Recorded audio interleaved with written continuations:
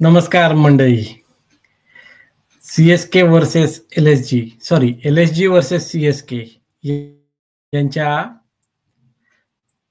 आजच्या सामन्याचं विश्लेषण करायला आपण भेटलेलो आहोत. आजचा सामना एक लो स्कोरिंग मॅच होती आणि सी-एस-के आणि एल-एस-जी दोघांसाठी ती महत्वाची होती. आज जर का एल-एस-जी जिंकली असती तर ती टॉपला गेली असती आणि सी-एस-केला या टुर्नामेंटमध्ये आपलं काही फ्युचर बघायचं असेल तर त्यांना जिंकणं खूप महत्वाचं होतं.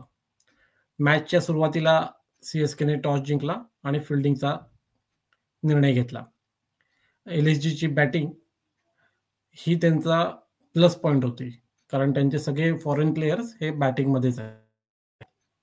त्यांचे बॉलर सगळे इंडियन्स आहेत आणि त्याचा त्यांना डिफेंड करताना थोडा त्रास होतो. हे त्यांना दिल्ली अगेन्स्टच्या मॅच पासून जाणवलंय. एल-एस-जीची बॅटिंग सुरुवात आज जरा डिफिकल्टच झाली. त्यांचा इनफॉर्म ओपनर एडन मॅक्रम तो लवकर आउट झाला. त्याच्यानंतर आलेल्या पुरनला पण लवकरच आउट करण्यात आलं.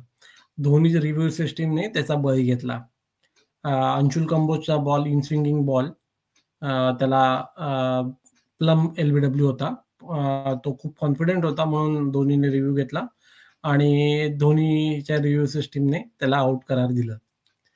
त्याच्याबरोबर असलेला मिचेल मार्श याने एक बऱ्यापैकी इनिंग खेळला, 25 बॉल 30. त्याला स्लो बॉलर्सला खेळताना थोडासा त्रास होता. नूर अहमदचा बॉल त्याला कळत नव्हता. शेवटी जडेजाने त्याची विकेट घेतली. नूर अहमद याने खूपच चांगली बॉलिंग केली, पण त्याच्या 4 ओव्हरमध्ये 13 रनच निघाले आणि हीच खरी टर्निंग पॉइंट ठरली. एल-एस-जीच्या इनिंगमध्ये जरी पंत खेळला, पंतने काहीतरी त्याचे 27 करोडच्या कॉस्टला काहीतरी साजेरी बॅटिंग केली. 63 रन केले 49 बॉलमध्ये त्याने आणि डाव सावरण्याचा प्रयत्न केला.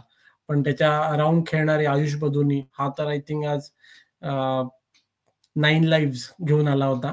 प्रत्येक वेळेस तो आउट व्हायचा, त्याला नॉट आउट व्हायचं आणि शेवटी स्टंपिंग पण झाला, पण तरी सुद्धा थर्ड अंपायरकडे गेला होता. धोनीने अर्ली स्टंपिंग तर केलं नाही ना हे बघण्यासाठी.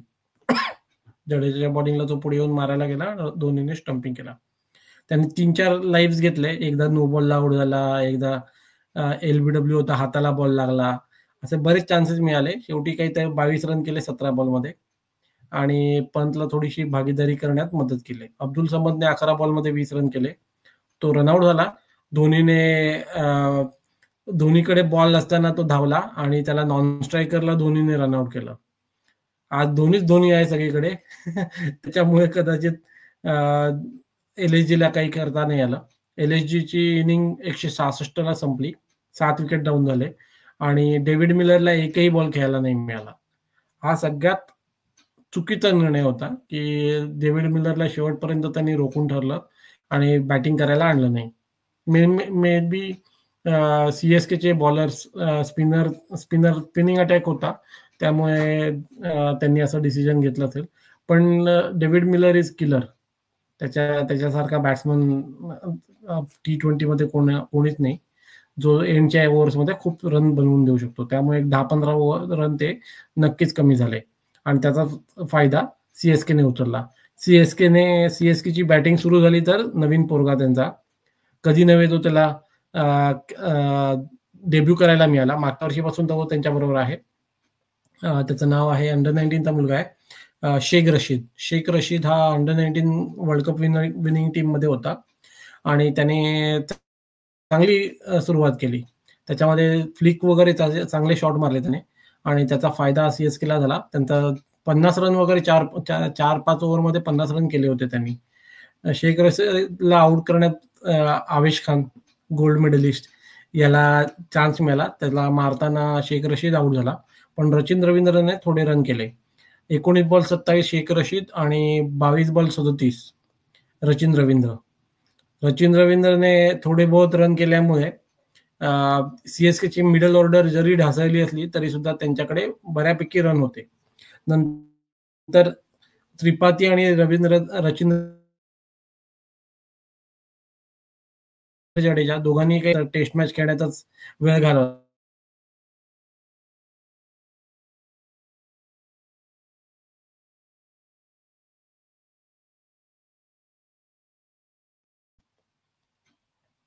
अशा प्रकारे विकेट पडत असताना धोनी आला आणि शेवटच्या 4 ओव्हरमध्ये 44 रन असताना धोनीने आपलं मॅजिक दाखवलं आणि ह्या मॅजिकने त्याने सीएसकेला स्कोर स्कोर स्कोर पूर्ण करण्यात मदत केली. शिवम दुबेने 37 बॉल 43 म्हणजे बॉल टू बॉलच रन करत होता. 116चा स्ट्राईक रेट आहे त्याचा. त्याने काही सिक्सेस मारले. एडन माक्रमला एक मारली आणि एक शार्दुल ठाकूरला नो बॉलला ओव्हर कव्हर ने पॉईंटच्या वरून 6 मारली मागे थर्ड मॅनच्या साईडला. आणि धोनी एक अतिशय उत्तम खेळ केलाय. 11 बॉल 26 रन करून त्याने मॅन ऑफ द मॅच मिळवलं.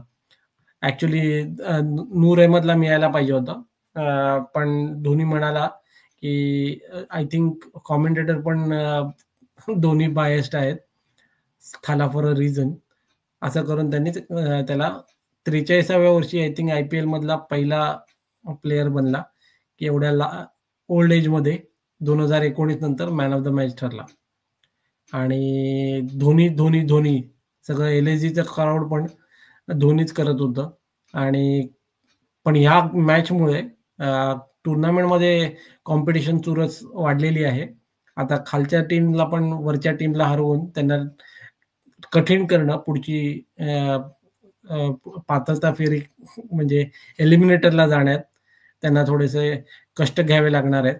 आणि खालच्या टीम जर का फॉर्ममध्ये आल्या, जशी SRHने पंजाबला हरवलं, मुंबईने दिल्लीला हरवलं आणि आज LSGला हरवलं CSKने, तर टुर्नामेंट जरा फॉर्ममध्ये आल्यासारखे वाटते. तुम्हाला कसं वाटलंय? मला पण कळवा, तुमचे फीडबॅक द्या आणि लाईक आणि सबस्क्राईब करायला विसरू नका. थँक्यू.